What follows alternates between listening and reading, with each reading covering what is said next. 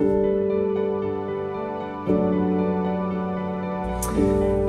right, hello OAS family. It is time for another book review, and today we are going to be reviewing a book in a two-book series.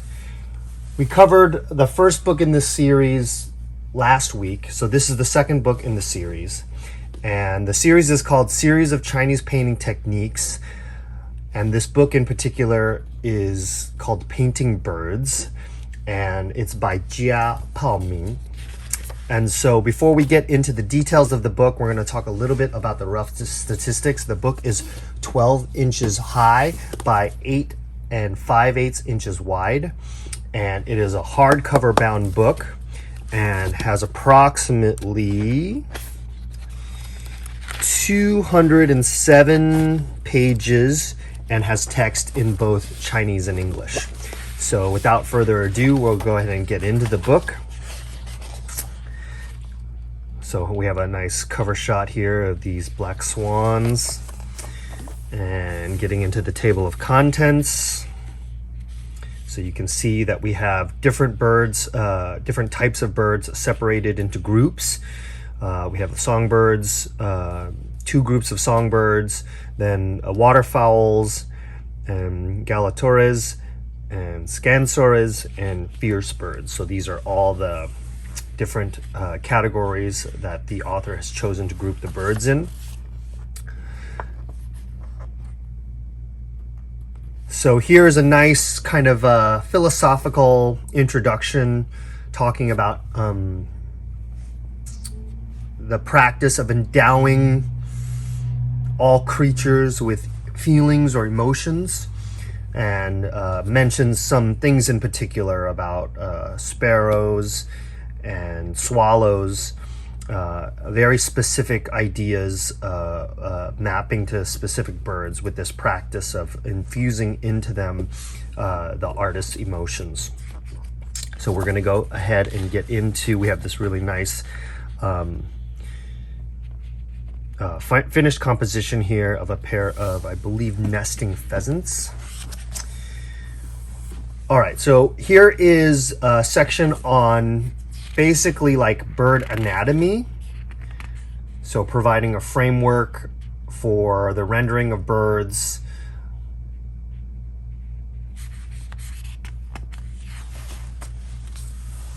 And then you can see here discussions about how to do different parts of the birds, how to depict them, from beaks to eyes, to wings, to feet.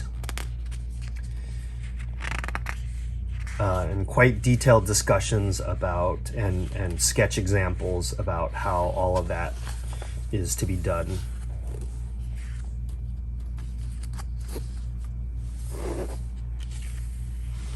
Here we're going to talk. Here the artist talks a little bit about the different categories.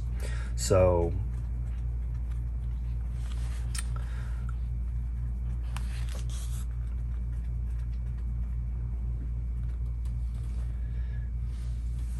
and then the artist talks a little bit about like the terminology and classification that he will use for different painting techniques. So he talks about this sort of delineation process, which is to use ink first to sketch the contour of the bird, and then dotting, so to paint the bird with various kinds of clusters of ink. And then this process that he calls relineation and dotting, which is to use both the delineation line process and the dotting for the structure of the bird. And then this technique called generalized colorization, which is where a multicolored bird can be painted generally with one kind of color. And then heavy coloration, which is to paint a base on the bird and then apply mineral pigments. So these are different categories of different techniques, and he's showing examples of each one here. So 1 through 5, and these are the examples: 1, 2, 3, 4, 5. So this is delineation, this is dotting, this is relineation and dotting, and this is generalized colorization and heavy colorization. Okay. This is a section on stroke order. So talking a little bit about how the stroke order is to be done on different types of birds. So interesting how he chooses to do the stroke order of the songbird, where he starts with the beak and the head. And then here with the duck and the waterfowl, he's starting with the body feathers. So interesting that he made the choice to do that. So we're getting into our first section here, which is on songbirds. This is all about the sparrow. So we have a numbered build-up here of this side rendering of a perching sparrow. So you can see here is like a five stage build-up, starting from a single stroke and then building it up in different stages. And then a much more truncated idea of which is basically just 2 stages on this front-facing bird, and then a 3-stage buildup on this bird in profile in flight. And then here's a little lovely composition here where he's showing all 3 positions in a single composition. And then 2 more finished compositions here with a pair of sparrows on the ground amidst grapevine, and then this lovely scene from the spring where you see the birds perching in a tree.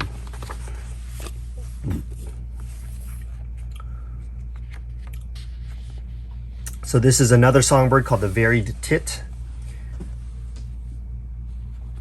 So we have these basically ink sketches here of different positions. Then we have sequential buildup from a nice, pretty thorough 7-stage buildup here of sort of this bird looking over its shoulder, and then placing that posture in this composition with this blossom tree.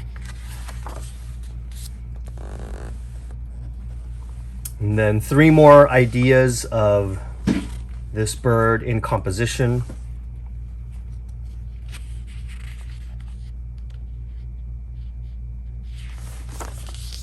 And then we're getting into the Chinese bulbul next. So very nice sequential buildup here, 7 stages.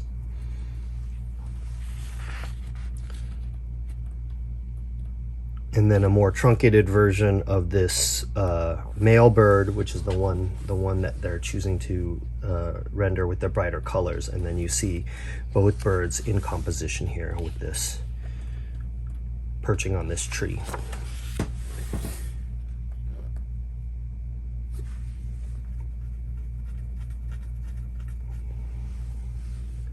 Then 2 more finished composition examples featuring this bulbul.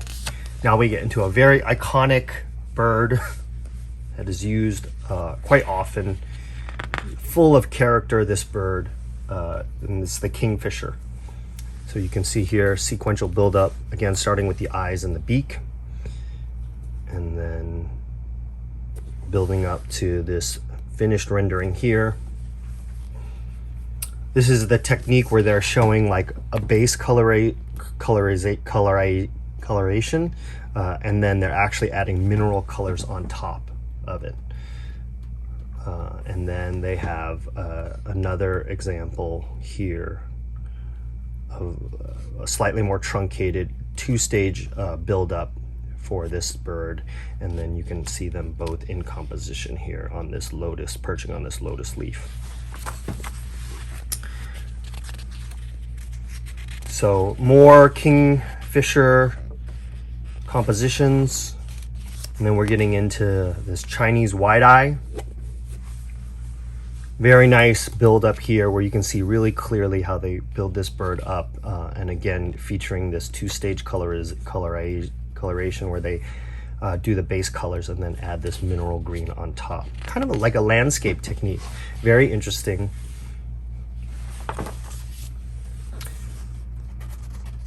So if you're going to use this technique, I think paper choice is important. My first choice would be like a semi-sized paper, like a pea paper or any of our mulberry papers. Pea paper is our most popular mulberry paper.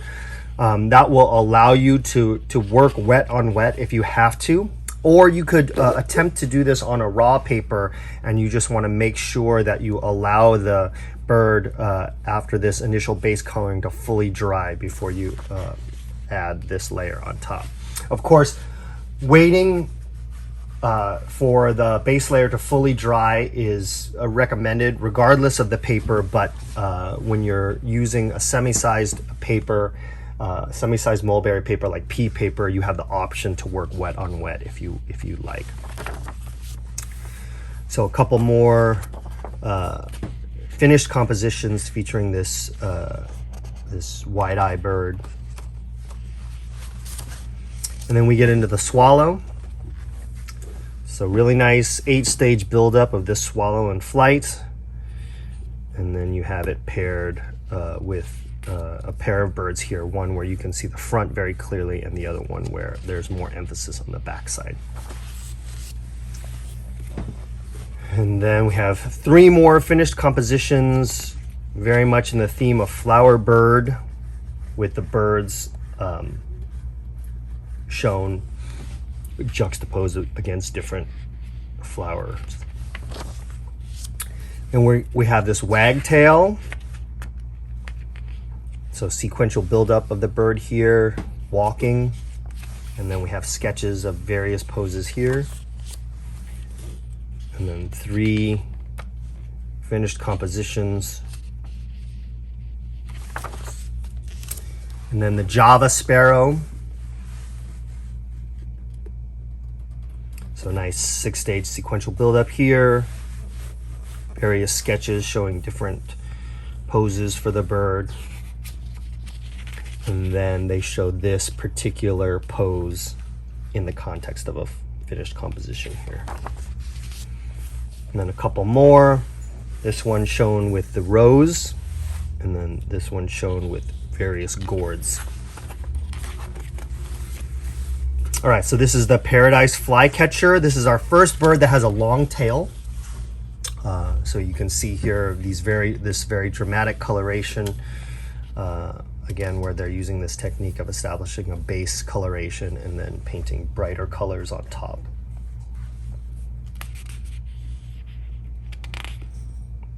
And then so we have a 6-stage buildup here, and then showing that particular bird in a final composition right down here. And this is shown with a wisteria. And then again, more of these flycatcher birds in finished compositions, paradise flycatchers.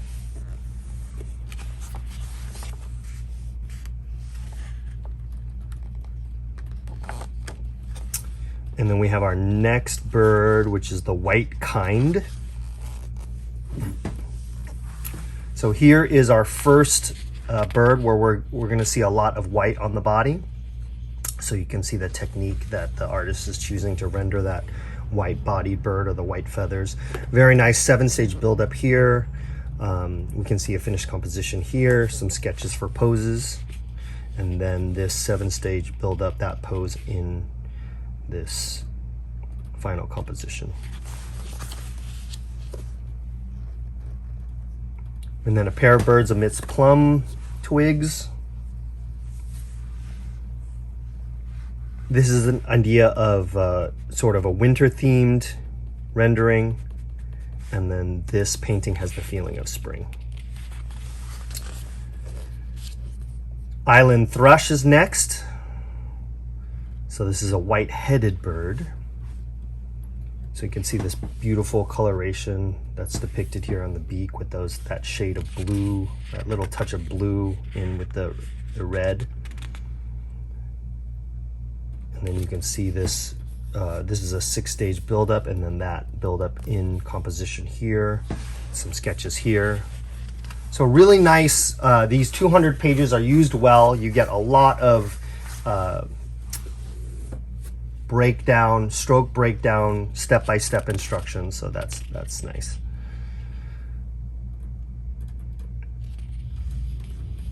A couple more examples of that bird, the white kind, and then now we're getting into the quail. So you can see here, very thorough 8-stage buildup of this walking quail, and then you can see it here in finished composition paired with another bird in a different pose. So that is the end of the Songbird section 1. Now we have Songbird section 2. We have this Crested Myna, which is the first bird. Next, we have sequential breakdown here, some sketches that show various other poses, and then 3 final composition pieces.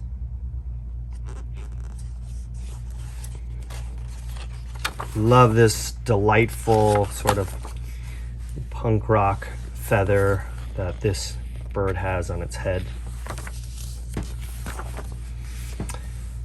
And then this is the Magpie.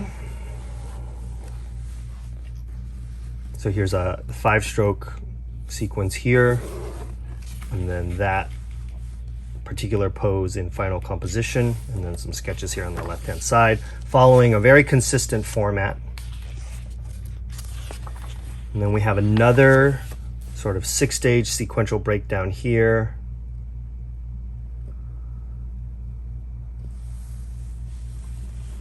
And then a couple poses in final composition on this right-hand side.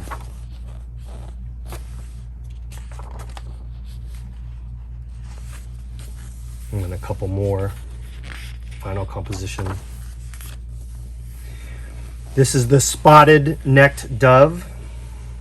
So really beautiful colors and patterns on this bird, rendered in this 9-stage buildup, where you can really see how they fill in the detail step by step. And then that pose in final composition here. Another buildup of a perching bird. Then you can see this placed in final composition. Love the little white detail around the eyes on this bird. And then here is the bird with the wisteria. With plum. And here with pine. So we see now these bird pairings with these very iconic subjects. And this is the Azure-winged magpie. So sequential buildup here, that particular pose in final composition. We have different sketches here.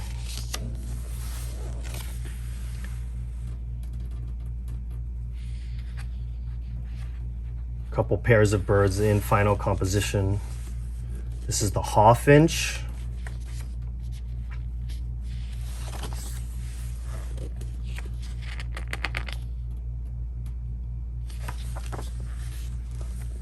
Here we have the Chinese Oriole.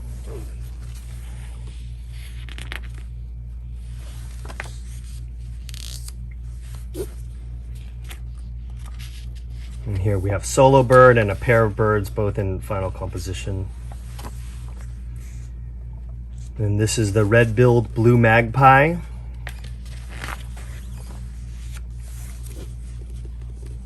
A couple examples of both a single bird and a pair of birds in final composition here.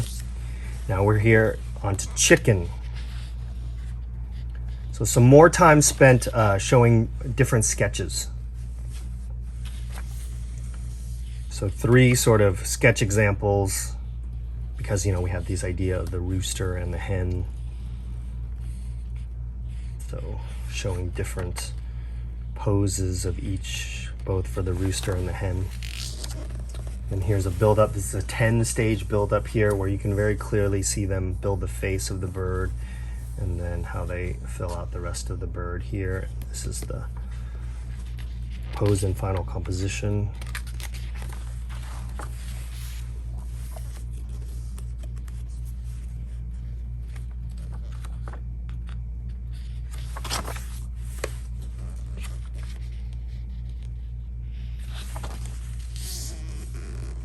Lots of examples here of different different poses in final composition. So that first section was more focused on roosters. Now we see a rooster paired with a hen, and then here a hen by herself.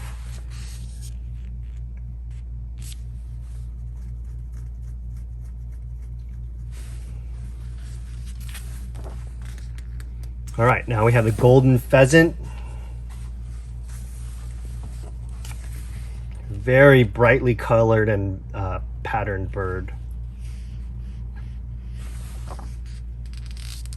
So we have a 5-stage build-up here, and then this pose and final composition here on the right-hand side. And this is a regular pheasant.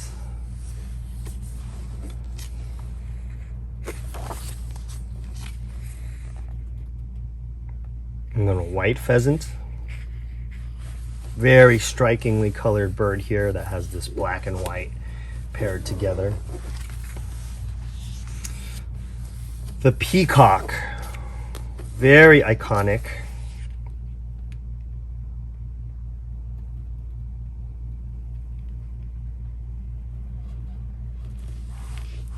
So with this more complex bird, you can see that they show sequential buildups, but it's of each individual pieces here. So we have the beak and the head and the neck in one grouping, and then you have this a wing here, and then this is how they build the tail feathers.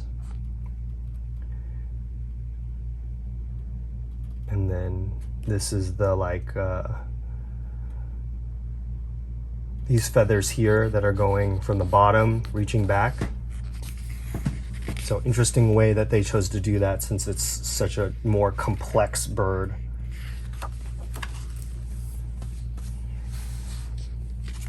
Beautiful double page layout for this final composition here, where you show peacock and peony, ultimate abundance symbolism. Now we're getting into waterfowls. We have this section. The first section is on Mandarin duck. So lots of sketches here because we have very strong, what they call, gender dimorphism, where the male and the females have very different looks. So they're going to spend some time sketching out both the males and the females, so you can see the different ways of depicting.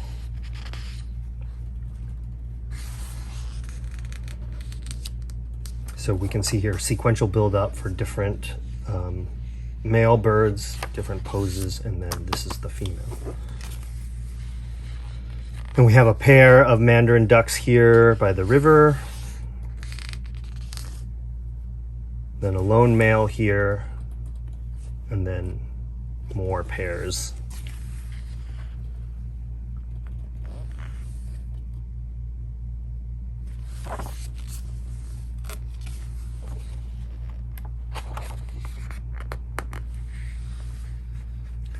And it's worthwhile to note that the Mandarin ducks have like a fidelity symbolism, because they are known to pair bond for life.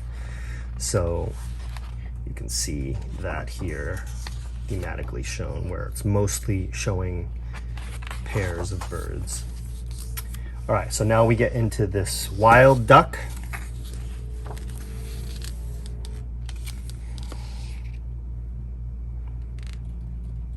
And then a white duck. Three different compositions here featuring white ducks. And then we have goose, wild goose.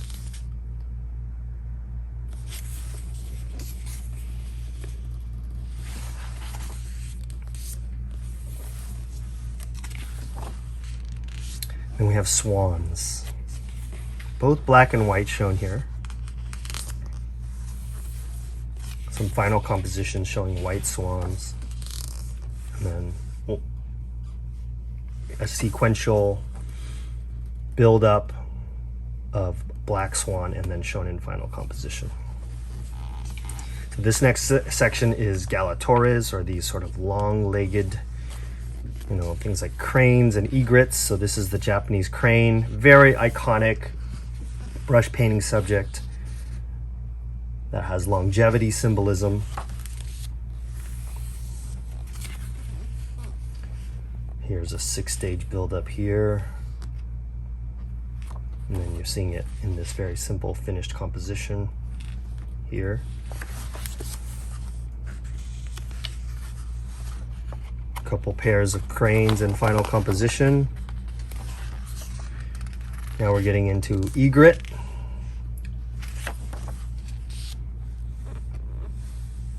And then heron.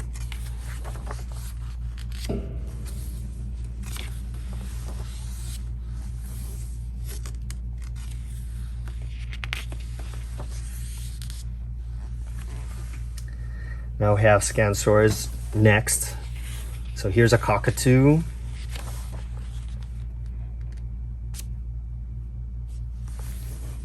Nice sequential build-up here where you can see very clearly how they create this bird in the pose.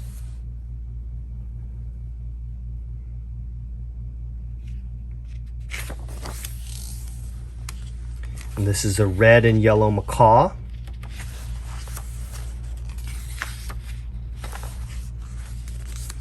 And then a blue and gold macaw.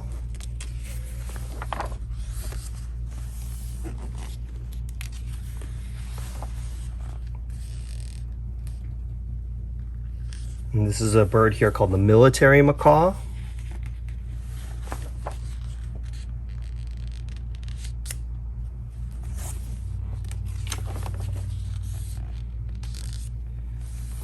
Now this last section is on fierce birds or birds of prey. So we have this hawk here first. Different sketches you're showing, highlighting different parts of the bird in different poses. Then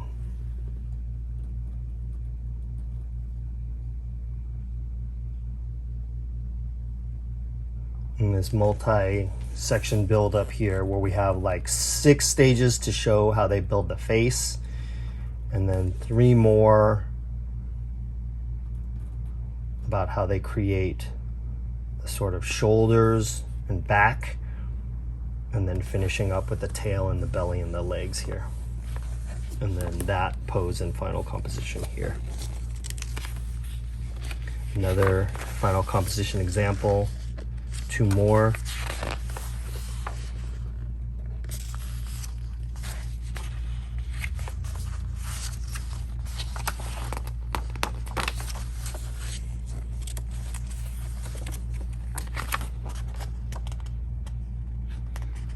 Showing the bird in both black and white. And now we have this imperial eagle.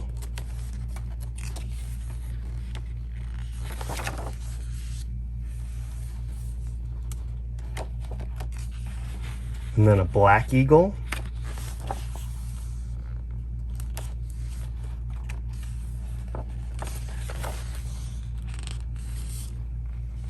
And then this is a bird that they're calling the sea eagle.